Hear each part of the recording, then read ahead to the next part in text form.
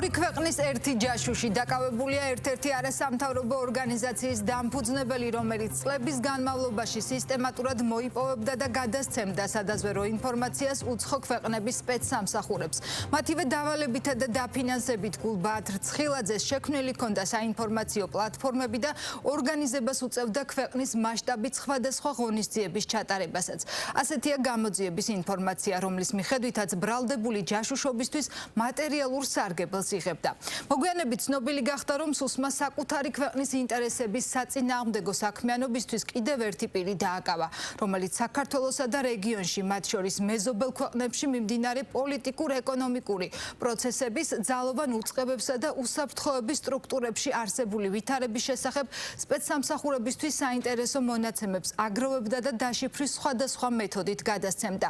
სახელმწიფო უსაფრთხოების სამსახურის ინფორმაციით ადამიანის უფლებათა კავკასიური ინსტიტუტის ხელმძღვანელი ირაკლი ჩიხლაძე ჯაშუშური საქმიანობისთვის ჟურნალისტურ, ექსპერტულ და სხვა პროფესიულ წრეებში არსებულ პირად კონტაქტებს იყენებდა. უცხო ქვეყნების სადაზვერვო ქსელი სახელმწიფო უსაფრთხოების სამსახურმა გაშიფრა. თათია ტაბეშაძის რეპორტაჟი. სუსის კონტრდაზვერვის დეპარტამენტის მიერ დაკავებული არასამთავრობო ორგანიზაციის დამფუძნებელი და ხელმძღვანელი გულბაათ რცხილაძეა. მისი ორგანიზაცია კი ევრაზიული ინსტიტუტია. საგამოძიებო უწყების ცნობით რცხილაძე ერთდროულად ორი უცხო ქვეყნის სპეცსამსახურებისთვის სადაზვერვო ინფორმაციას მოიპოვებდა და გადასცემდა, რასაც წლების განმავლობაში ახერხებდა კონსპირაციული ხასიათის კონტაქტებით, მატერიალური სარგებლის მიღებისა და უცხო ქვეყნების ინტერესების გატარების მიზნით. ბრალდების მიხედვით ამავე მიზნობრიობისთვის მას შექმნილი ჰქონდა საინფორმაციო პლატფორმაც. ინფორმაციის მიწოდება ხორციელდებოდა როგორც პირისპირ შეხვედრების, ასევე ელექტრონული საშუალებების გამოყენებით. ამასთან პერიოდულად კონსპირაციის დაცვისა და ინსტრუქტაჟის ჩატარების მიზნით შეხვედრები ტარდებოდა ქვეყნის საზღვრებს გარეთ. ჯაშუშობაში ბრალდებულ პირს უცხო ქვეყნების სპეცსამსახურების დავალებითა და დაფინანსებით შესაბამისი აქტივობების წარმართვის მიზნით შექმნილი ჰქონდა საინფორმაციო პლატფორმები და ორგანიზებას უწევდა ქვეყნის მასშტაბით სხვადასხვა ღონისძიებების ჩატარებასაც. საყურადღებოა, რომ ბრალდებული ერთდროულად თანამშრომლობდა ორი უცხო სახელმწიფოს სპეციალურ სამსახურებთან და ახორციელებდა პარალელურ სადაზვერვო საქმიანობას. სუსი არ აკონკრეტებს, რომელი ორი ქვეყნის ჯაშუშობაში ადანაშაულებენ გულბაათ რცხილაძეს.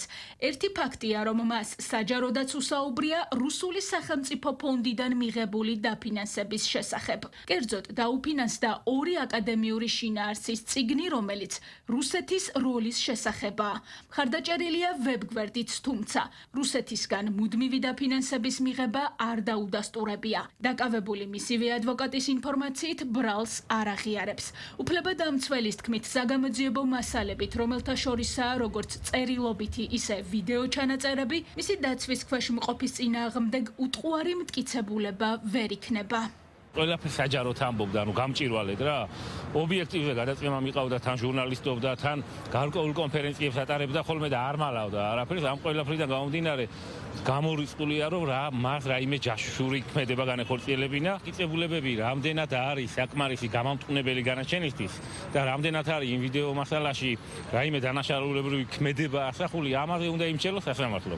ევრაზიული ინსტიტუტის დამფუძნებლის გარდა კონტრდაზვერვის სამსახურმა ჯაშუშობის ბრალდებით საქართველოს კიდევ ერთი მოქალაქე ირაკლი ჩიხლაძე დააკავა.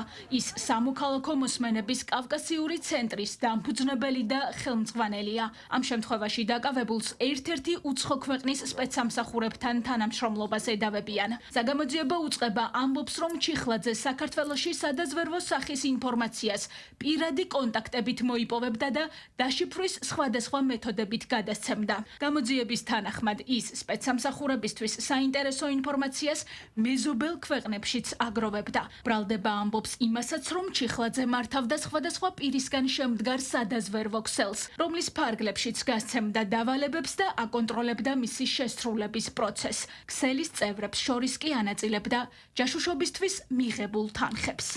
ინფორმაციის მიწოდება ხორციელდებოდა როგორც პირისპირ კონტაქტის, ასევე ელექტრონული საშუალებების გამოყენებით დაშიფვრის სხვადასხვა მეთოდით.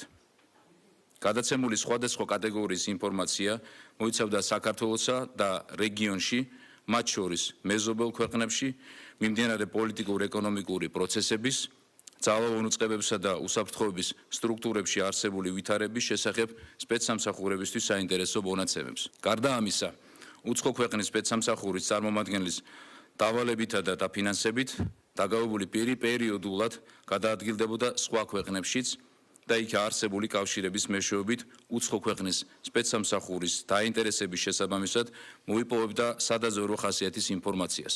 ირაკლი ჩიხლაძის პოზიცია ჯაშუშობის ბრალდებასთან დაკავშირებით უცნობია. მისი ადვოკატი ჯერჯერობით მედიის ზარებს არ პასუხობს. ჩიხლაძეს, ისევე როგორც რცხილაძეს, ბრალი სავარაუდოდ ხვალწარედგინებად, რის შემდეგაც სასამართლო პროცესები დაიწყება. გამოძიება სისხლის სამართლის კოდექსის 314 მუხლის პირველი ნაწილით მიმდინარეობს.